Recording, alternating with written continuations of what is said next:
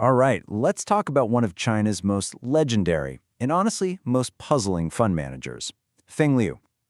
His performance is absolutely incredible, but the way he invests is so different it has a lot of people just scratching their heads.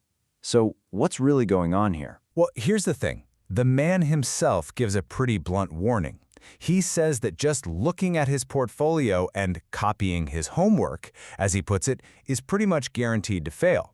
And that, well, that sets up a really interesting mystery for us. So, if the answer isn't in what he's buying, then where is it? That's the big question, right? And it's the one we're going to unpack in this explainer. We're going to peel back the layers of his entire philosophy to get to the bottom of what makes him so successful.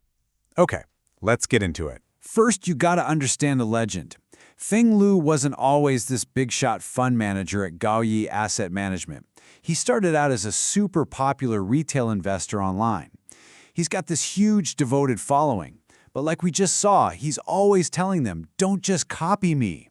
The real gold isn't in his stock picks, it's in how he thinks. To really get Feng Liu, you have to kind of toss out some of the most fundamental ideas about investing. He's not just playing the game with a different strategy, he's on a completely different field. And it all starts with how he thinks about, of all things, time. For you, me, for almost everybody, long-term means you hold something for years. Short-term is maybe days or weeks, simple. But for Feng Liu, the calendar, the clock, it's totally irrelevant. The only thing that matters is the reason you bought it in the first place. And this just changes everything. Look at this. For him, a short-term play isn't about how many days he holds it. It's about a specific logic, following a market trend. That trend could last for months, who knows? And a long-term investment, it has nothing to do with the calendar. It's about sharing in a company's fundamental growth story. His whole strategy is driven by logic, not the clock. So if his moves aren't based on time, what are they based on? This is where we get to his most famous and maybe his most counterintuitive concept.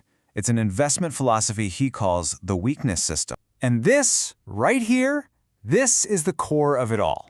Instead of trying to be the smartest person in the room, Feng Liu starts with this wild assumption. He assumes he's the least informed, the most biased, and has the worst emotional control.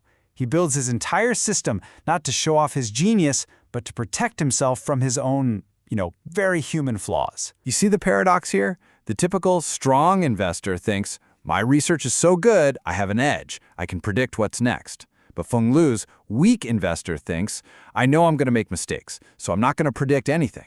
I'm just going to wait for the market to show me something simple and obvious. By embracing his own weakness, he dodges the single biggest trap in investing, thinking you're in control. And, this isn't some kind of false modesty. He means it. He genuinely believes that trying to be that top student, the one with all the secret insights, is a really dangerous game. His number one priority is just survival. It's about building a fortress that can even withstand his own screw-ups. Okay, so this all sounds great as a philosophy, but what does it actually look like in practice? How does this idea of weakness actually help you pick stocks? Now get ready for this, because it's a real shocker. A top fund manager who says he rarely does deep independent research? Yep, that's what he says. He doesn't see his job as being a detective, digging for clues no one else has. He sees himself as a choice maker. He just chooses from the ideas the market is already serving up. So his process is surprisingly simple. First, he just listens. What's the market chattering about? What's the popular story, the consensus that explains why a stock is going up or down? He finds this stuff in the news, on forums. Then, and this is the key, he just holds that story up against basic common sense. If the market story sounds crazy, he might bet against it. If it seems to make sense, he might go with it. He's basically using the entire market as his research team. And why does he trust this so much? Because his own track record proves it. He flat out admits that when he tries to be a genius and do his own self-righteous research, he's usually wrong. But when he just makes simple choices based on what the market is telling him, he's usually right. It's the system over the ego every single time. This system also has another brilliant benefit. It helps him control his emotions, which he admits can be a problem. By deciding to stay fully invested all the time, he takes the most agonizing decision off the table, when to get in or out of the market. The only choice left is which stock to swap for another. It's not a question of being brave or scared anymore. It's just a logical switch. It totally neutralizes the fear and greed. Okay, so let's bring it all together. We've looked at his weird view of time, his weakness system, and his process of making choices. We can finally answer that question we started with. What is the real secret here? The secret is that there's no single secret. It's not a magic bullet. It's the synthesis. It's the way all these different parts, redefining time, embracing weakness, making choices, controlling emotions, all snap together into one coherent system that is tailor-made for his own personality. And this chart really shows you why trying to copy him is impossible.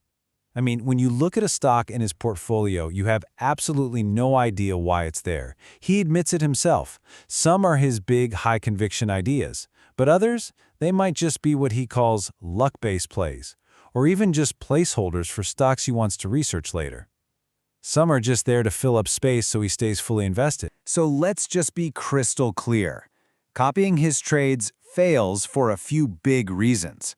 1, you don't know the logic behind the trade. 2, the public info you're seeing is ancient history by the time it gets to you. And 3, the most important one, this system is built for his psychology, his brain, his emotions, not yours. So the real lesson here isn't a stock tip. It's a call to look in the mirror. The ultimate investing edge, the real secret, isn't about finding the next Apple. It's about building a system that is honest about who you are, your personality, your emotions, your own strengths, and, your own weaknesses. And I mean, his own words say it best. It's about finding a balance. You need a worldview that can handle how ridiculously complex everything is, but you also need a simple, firm anchor of faith in your own system. That's what stops you from falling into the anxiety and confusion that wrecks so many investors. It's a philosophy for your portfolio, but it's also kind of a philosophy for life. So we'll leave you with this to think about. Instead of asking what Feng Liu is buying, maybe the much better question to ask is, what's in your personal investment system? What are the rules of your game? Thanks for joining us on The Explainer.